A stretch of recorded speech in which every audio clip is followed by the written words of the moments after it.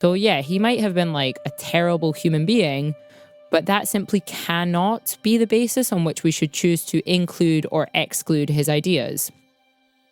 Now, for my overall point, not to sound like massively Jordan Peterson-y here, but we are arguably living in a time with a relative dearth of philosophical systems of meaning, at least in the West, right? So belief in religion has been steadily declining. Political ideology as a whole is simultaneously less subscribed to, and where it exists is arguably more heavily fractured than at any point in the past 30 years or so. Like, I know it seems hard to believe when you presumably live in the same, like, hyper-engaged echo chamber as me, if you're listening to this show, but statistically, engagement in politics has declined sharply in the UK since the 1990s. And a lot of the institutions that used to organize our lives are also in massive decline. Think the decline of the nuclear family, the disappearance of jobs for life, etc.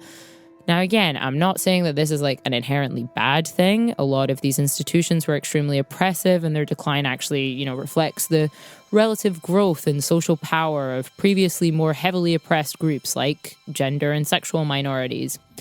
What I am saying, though, is that whether these institutions were good or bad, their decline means that we live in more uncertain times. Couple this with the rise of new technologies, which make things like deepfakes a realistic, everyday occurrence, and our increasing detachment from any anchoring sense of reality is complete. It's not like back in 2004 when reality-grounded cinematic classics such as National Treasure were released, and things used to mean something, and Nicolas Cage had to steal the Declaration of Independence to save America. Within this context, a mental health framing emerges as one possible thing to sort of structure your life around. A series of rituals focused on self-care, maintaining your boundaries, and otherwise optimizing your mental state. But what's the issue with that exactly?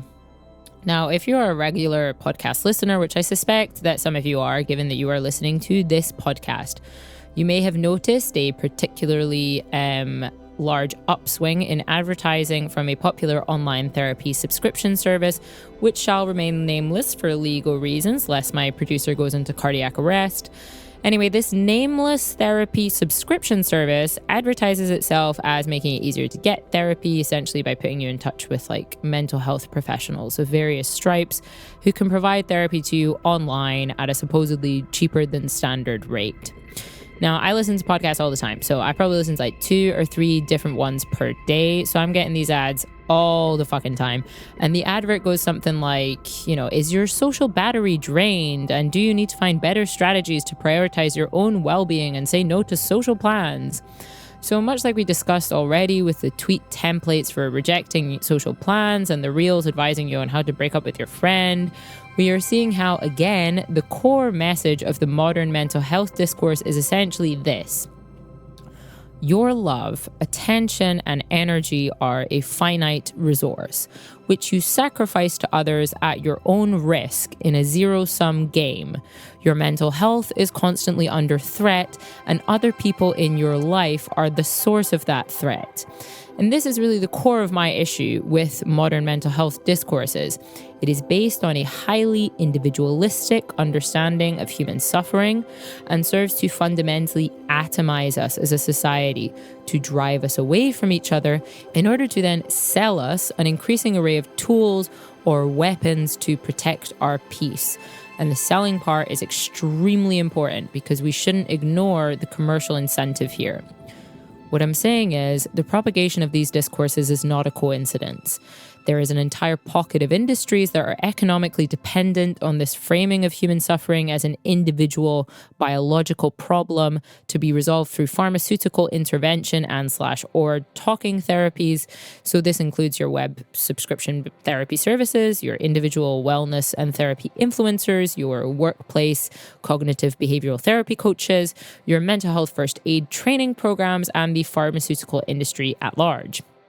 Practicing psychotherapist and professor of medical anthropology James Davies has written an excellent book on this entitled Sedated: How Modern Capitalism Created Our Mental Health Crisis. In it, Davies is highly critical of what he sees to be a deliberate obfuscation of the ways in which the underlying conditions of our lives have gotten significantly worse, whether that be through like stagnating wages and labor conditions or skyrocketing housing prices and environmental pollution, etc., by a mental health framing which portrays what are arguably extremely rational human distress responses to these worsening conditions as some kind of individual pathology, and then purports to sell you the solution in some neat little package of mental health interventions, which Davies argues are themselves almost invariably completely ineffective. For example, in chapter 10 of the book, Davies recounts the story of Emma, one of his early patients, a young mother from a council estate who had herself been raised in foster care and had recently escaped an abusive relationship with the father of her young child, Mimi, only to have her mother-in-law arbitrarily limit access to Mimi whilst ostensibly seeking to support Emma in her recovery from the abuse that she suffered at the hands of her son through a shared custody agreement. So Davies recounts how Emma had been diagnosed with clinical depression by her GP, prescribed a course of antidepressants, and recommended talking therapy at his practice. However, it was only after Davies and the community solicitor intervened to ensure Emma could regain full custody of her daughter that her mental state improved.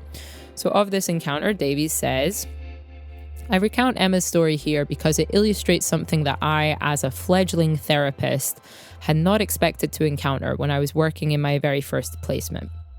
That the vast majority of people making use of mental health services, those who had been diagnosed and prescribed psychiatric medication, were not mentally ill or dysfunctional in any substantiated or biological sense. They were rather people experiencing the inevitably painful human consequences of being engulfed by life's difficulties or severe misfortunes. This is not to diminish their suffering in any way, not to deny that they deserve care and support as Emma evidently did. It is just to say that there's nothing scientifically valid or indeed clinically helpful in reclassifying understandable human suffering as a mental pathology, especially when this often just leads to more stigma and individualistic interventions like being prescribed psychiatric medication, often long-term. Elsewhere in the book, Davies describes how long-term prescriptions of psychiatric medication have increasingly become the norm in the UK, with around 4.4 million people living today in England having taken antidepressants for 2 years or more, and with 7.4 million adults being prescribed antidepressants in 2021. He emphasizes that this push towards long-term prescribing is a direct consequence of the pharmaceutical industry's own advertising, since drug companies intentionally propagated two unsubstantiated myths about their antidepressants, beginning via a symposium held by drug company Eli Lilly in 1996 regarding their then new wonder pill Prozac.